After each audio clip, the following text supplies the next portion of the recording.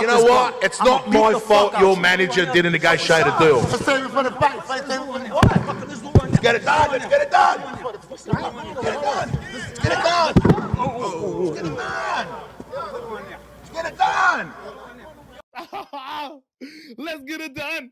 Let's get it done. Let's get it done. Let's get it done. Oh my goodness.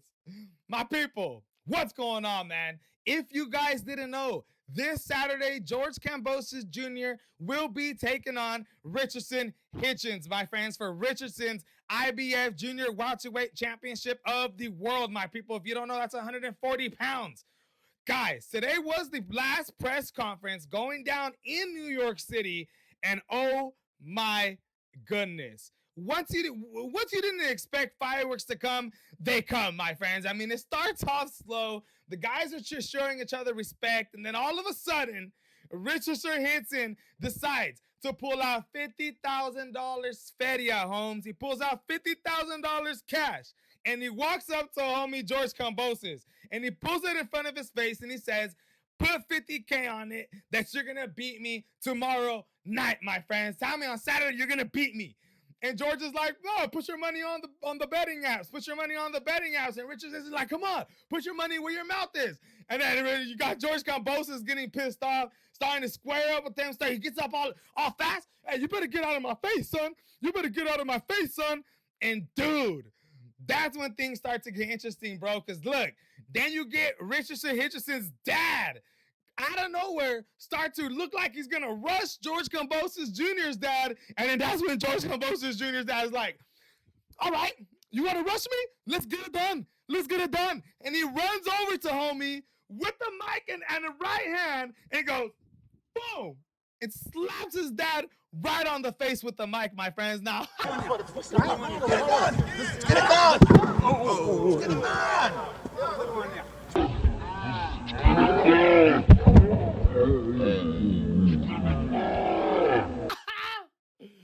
oh my God. Oh my goodness. I'm telling you guys right now, from Brooklyn, New York, Richardson, Hitchens, I hope this man comes in there against George Kambosos Jr. and gets the dub, my friends. Hey, he was the underdog against Liam Pearl in his last fight where he won the IBF Junior Welterweight Championship of the World. You know, Liam had beat Sabril Matias for that fight in an absolute stunner of a fight. Now you got Richardson Hitchens, who's going up against another contender who's a former world champion himself in George Kambosos Jr., my friends.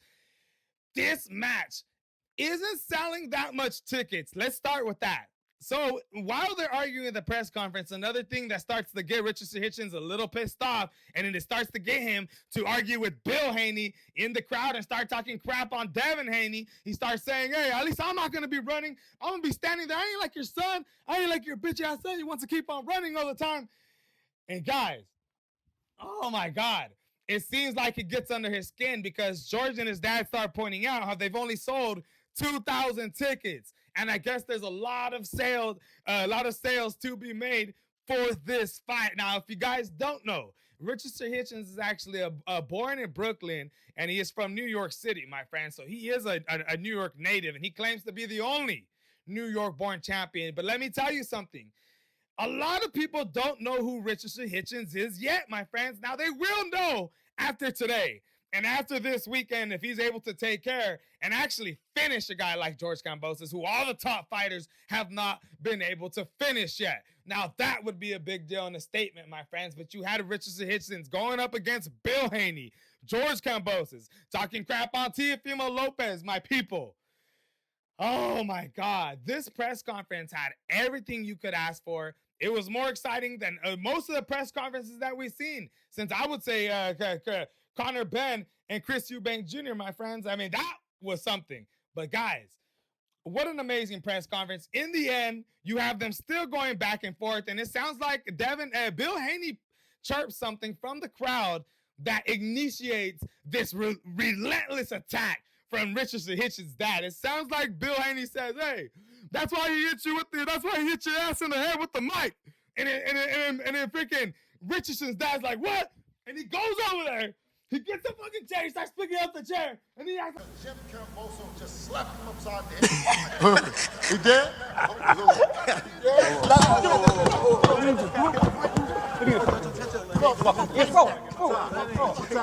What's up? Did I embarrass you? Did I embarrass you? I'm in your city. I'm here. They don't give a fuck. I'm in your city. I don't care. Bring everyone. I got boys too. Trust me. I don't give a fuck. I'm right here. Like he's gonna throw it. He starts trying to charge George Kambosos' dad and tries to hit him with the chair, my friends.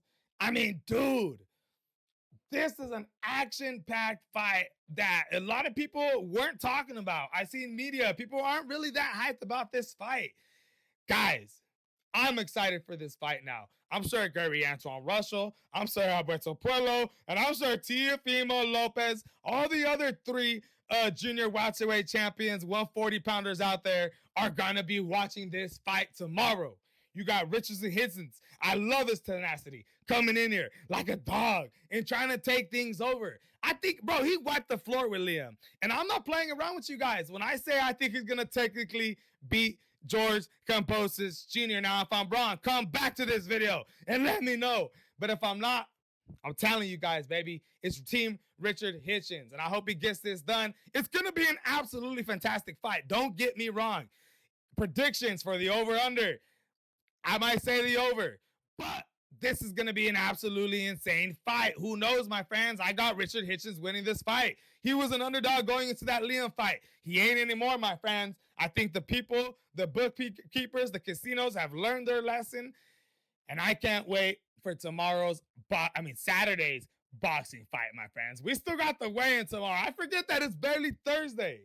That's how exciting that damn press conference was, my friends. Absolutely amazing stuff. Then, I also want to get into the Kamaru Usman press conference that we had yesterday, my friends. If you guys don't know, my boxing and UFC fans, I'm pretty sure my UFC fans know. Joaquin Buckley and Kamaru Usman, one of the greatest UFC welterweight champions of all time, a man with a 15-fight win streak at one time, with 5 title defenses, part of the 3 greatest Africans to ever live, one of the greatest African moments to ever happen in UFC history, will be taking on your boy, Joaquin Numanza Buckley, my friends. And hey, at the press conference, Kamaru Usman had a couple things to talk about, my friends, and that's what I want to talk about here today. The first thing is he was talking about his plans. He says he has plans on facing, after he beats Joaquin Buckley, he wants to face the winners out of Islam Makhachev and JDM, my friends. If you guys aren't aware, JDM just beat Belal Muhammad for the welterweight championship of the world, my friends. And Islam Makhachev was the lightweight champion of the world. Probably the greatest lightweight other than Khabib that we've ever seen reign in the UFC, my friends. Now, he decided to vacate his bout, which is open for grabs between Ilia Topuria and your boy, Charles D. Bronx Oliveira, my friends. But Islam Makhachev is going to be fighting against JDM, my friends, for the welterweight championship of the world. And Kamaru Usman says if he beats Joaquin Buckley, he wants that fight. Now, I can see that happening. I can see that happening just because of, if he beats Buckley, we're going to be talking about that Chimaev fight, how significant Kamaru Usman did going up to middleweight and facing a bigger guy on short notice like Khamzat Chimaev, who is an absolute beast. We're going to be talking about how significant that is because it is entirely significant. But it was a year ago, and we don't know how he's going to be looking again in the welterweight division, my friends. But I can see that happening if he can get run through a guy like Joaquin Buckley. All right, so let's just say that happens. Then he says if he beats the winners out of Islam and JDM, his next match is going to be against the winners out of DDP and Khamzat Chimaev, my friends, which is just absolutely ridiculous. Now, I respect Kamaru Usman. I respect what he's done in the UFC. I'm not going to sit here and bash the ideas and the dreams that he has because we all have dreams. But it just seems like it's not going to happen. I mean, first you got to get through Buckley, and then you got to get through the 2 of probably the best welterweights in the division right now, and JDM, who obviously just beat the hell out of Belal Muhammad and Islam Makhachev and Kamaru Usman. You're not getting any younger. Your knees aren't the best. I would love to see this happening. It would be like an absolute story, something that people would talk about forever. Nobody will ever forget about the story about Kamaru Usman. But I just don't see that plan happening, my friends. But hey, let's see if he could get it done this weekend against your boy Joaquin Buckley. And then another thing he was talking about was, he was talking about retirement and saying that, he still has a couple more fights to prove and to feel in the UFC. He still wants to feel how it is to win still, you know what I mean?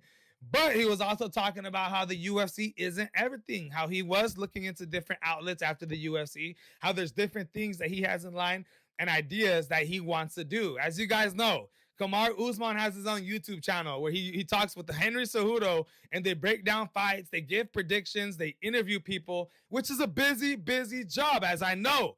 But because of this, is it possible that Kamaru Usman's not going to be the same 100% driven, motivated person, superior focus?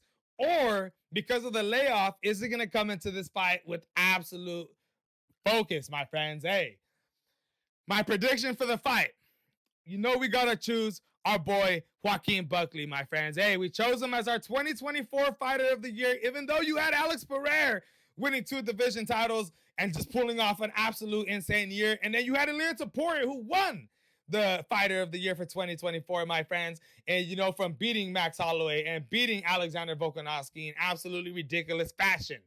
Still, I loved what Joaquin Buckley was able to produce, and I'm excited to see what he's going to be able to produce upcoming this Saturday, my friends. What a ridiculous press conference we had between Richardson Hitchens, George Kambosos, and some things to listen to from Kamaru Usman and some predictions to get us ready for this Saturday, my friends. My name is Alex Ramos. This is the MMA and Boxing Addicts channel, and I'm out.